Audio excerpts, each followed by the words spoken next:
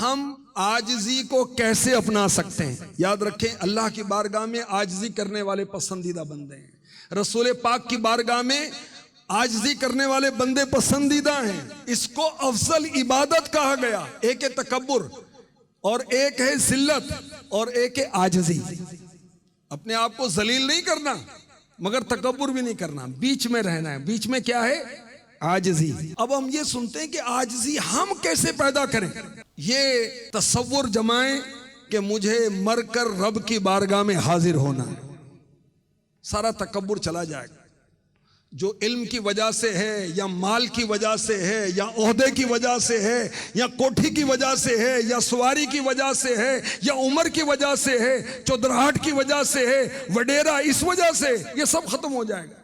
موت کو یاد کریں، رب کی بارگاہ میں پیشی کو یاد کریں، اللہ کی بارگاہ میں دعا کریں کہ یا اللہ میرا تکبر دور کر، مجھے عاجزی عطا فرما دے۔ ایک طریقہ یہ بھی ہے۔ ایک طریقہ یہ ہے کہ اپنی خطاؤں اور گناہوں کو یاد کریں، اس سے بھی انشاءاللہ الکریم عاجزی پیدا ہوگی۔ عاجزی پیدا کرنے کا ایک طریقہ یہ کہ اس کے نقصانات پر غور کریں۔ عاجزی پیدا کرنے کا ایک طریقہ یہ ہے، غریبوں کے ساتھ بیٹھیں، مسکینوں کے ساتھ بیٹھیں، یتیموں کے ساتھ بیٹھیں، انشاءاللہ عاجزی پیدا ہو جائے گی۔ عاجزی کی دولت حاصل کرنے کا ایک آسان طریقہ یہ ہے کہ مسلمانوں کو سلام کرنے میں پہل کریں۔ جو سلام کرنے میں پہل کرے گا انشاءاللہ الکریم وہ تکبر سے بری ہو جائے گا۔ میرے نبی کی سنت سلام میں پہل کرنا، اور الحمدللہ امیر اہل سنت بھی اس ادا کو ادا کرتے ہیں۔ ایک مدنی اسلامی پہ کہتے ہیں میں نے بڑی کوشش کی کہ امیر اہل سنت کو سلام میں پہل کروں، مگر ہر بار امیر اہل سنت ہی پہلے سلام فرما دیتے۔ پھلدار درخت جھکا ہوتا ہے نا، پھل ہو تو ہم میں ذرا جھکاؤ پیدا ہو نا۔ ایک اور طریقہ عاجزی پیدا کرنے کا، اپنا سامان خود اٹھایا کریں، گھر کا سامان، دیگر سامان، اس سے بھی عاجزی پیدا ہوتی۔ سادہ لباس پہنے، غریبوں کی صحبت میں بیٹھیں، اس سے بھی عاجزی پیدا ہوتی ہے۔ اللہ کی راہ میں جو صدقہ دیتا ہے، میرے نبی نے فرمایا اللہ اس کا تکبر دور کر دیتا ہے۔ زکوٰۃ دیں، قربانی دیں، گھر میں صدقہ باکس رکھ لیں، دکان پہ احتیاط باکس رکھ لیں، غریبوں کو مسکینوں کو دیا کریں، مسجد میں دیا کریں، انشاءاللہ تکبر دور ہو جائے گا، عاجزی پیدا ہو۔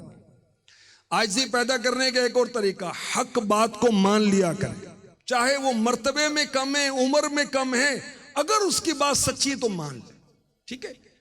حق بات کو نہ ماننا بھی تکبر ہے۔ تو جو بات صحیح ہے وہ مان لے، چاہے وہ طالب علم نے کہی، چاہے مرید نے کہی، کسی نے کہی۔ بھائی اپنی غلطی ماننے کی عادت بنائیں۔ ہم معصوم تو نہیں ہے نا، فرشتے تو نہیں ہے نا، انسان ہے، خطا ہو جاتی ہے، ہو گئی غلطی، تو باپ ہے، ہو گئی غلطی، اولاد سے معافی مانگ لے، کیا رجا۔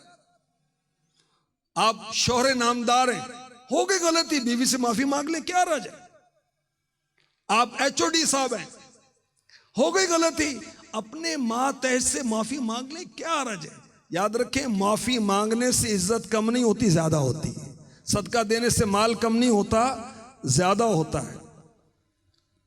نمایاں حیثیت کے اگر طالب نہ بنے تو یہ بھی عاجزی پیدا کرنے کا طریقہ ہے۔ گھر کے کام کاج کریں، یہ بھی عاجزی پیدا کرنے کا طریقہ ہے۔